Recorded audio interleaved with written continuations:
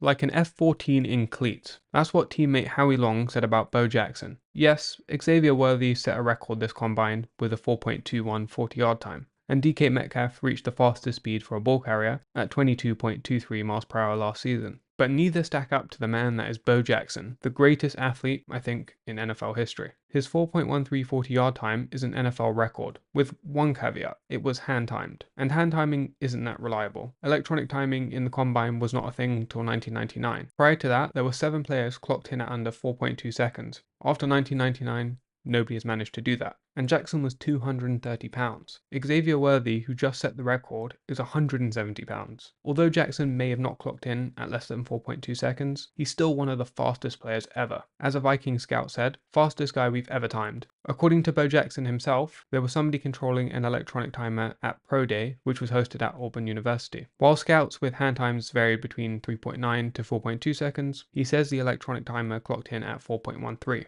Regardless of the accuracy of this number, Bo Jackson was simply a physical freak, and he was no doubt extremely fast. At times he seemed larger than life. I mean, Michael Jordan had a cameo in his commercial, Bo knows. He's considered by many to be the best two-sport athlete ever, and he was the first player selected for an all-star game of 2 major sports, baseball and football. He was a natural-born athlete. He rushed for over 1,000 yards and hit 21 home runs in 25 games in his senior year at high school. Oh, and I can't forget, he won the state title in the decathlon. Twice. His dominance would be immortalized in Tecmo Bowl. Use Jackson and it was like a cheat code. Kind of like Jackson in real life. The greatest video game athlete ever, and arguably greatest athlete ever. His best year at college came in 1985. He had 4 200-yard rushing games and finished the year with over 1,700 yards and 17 touchdowns, averaging 6.4 yards per carry, which earned him the Heisman Trophy. He also ran track at college. Yep, and in 1985, he ran a 10.400 meter time. After a phenomenal senior year, he was seemingly NFL bound. He would take a visit to the Bucs facility, but owner Hugh Culverhouse told him the NCAA and SEC cleared the visit. Turns out it wasn't cleared, and he wasn't eligible to complete the remainder of the season for violating the rules. Bo suspected the Bucs intentionally did this to prevent him from playing more baseball and possibly avoiding injury.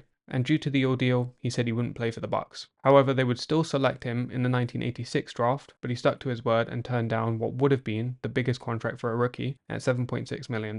He also had a clear love for baseball and didn't want to completely give that up, something Raiders owner Al Davis would recognize. He would begin his 2 pro sport career in 1987 when he was drafted by the Raiders in the 7th round. Davis offered him the same amount of money to play football part-time as he would have full-time. He would only have to report to the Raiders once the MLB season was done. Bo was a force as soon as he entered the league. He was powerful. He wasn't juking or evading defenders. He would lower his shoulder and run them over, and they would just bounce off him. Man, if only Bo dedicated himself fully to football. The Raiders had 3 Olympic track gold medalists at the time. When racing, for the first 60 yards, Bo had them beat. He'd lose it towards the end, probably because he wasn't conditioned. He averaged 5.4 yards per carry, and he did this while coming to play in the NFL midway through every season. That's tied with Jim Brown for the highest average career yards per carry for running backs with at least 500 attempts. Despite only playing 7 games, he amassed over 500 rushing yards, 6 touchdowns in 7 games in his rookie year, and averaged 6.8 yards per carry, making the NFL All-Rookie team. His most infamous run came against the Seahawks with a 91-yard touchdown and set a franchise record for the longest run from scrimmage. He was running so fast he couldn't slow down before he disappeared through the tunnel. He also trucked the flamboyant rookie Bryant Bosworth, aka the Boz, for a 2-yard touchdown, and that became pretty iconic too.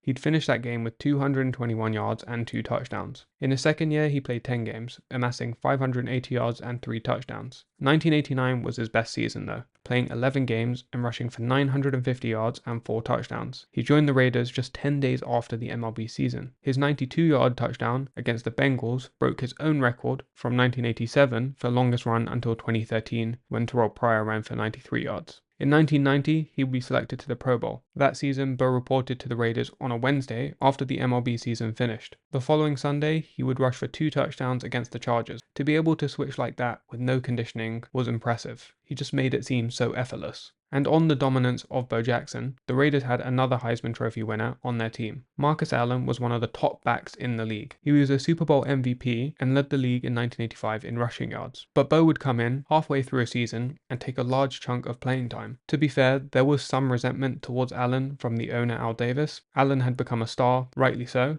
and Davis didn't seem to like that. So reducing Allen's playing time seemed to be partly a punishment, but that's a whole nother story. That being said, Bo was also a freak of nature, so it wasn't just a petty owner. He was selected in the MLB All-Star Game, and as mentioned, that made him the first athlete to play in 2 professional All-Star games. However, in a 1991 playoff game against the Bengals, Jackson's right hip would be pulled out of the socket, and that was career-ending. And while he thrived in baseball for a few more years, even winning Comeback Player of the Year in 1993, his NFL career was over after just 4 years. In 38 games, he gained over 2,700 yards and 16 touchdowns. He recorded 2 of the longest runs in team history, and his 220-yard game against Seattle was the second best in Raiders history. A true legend.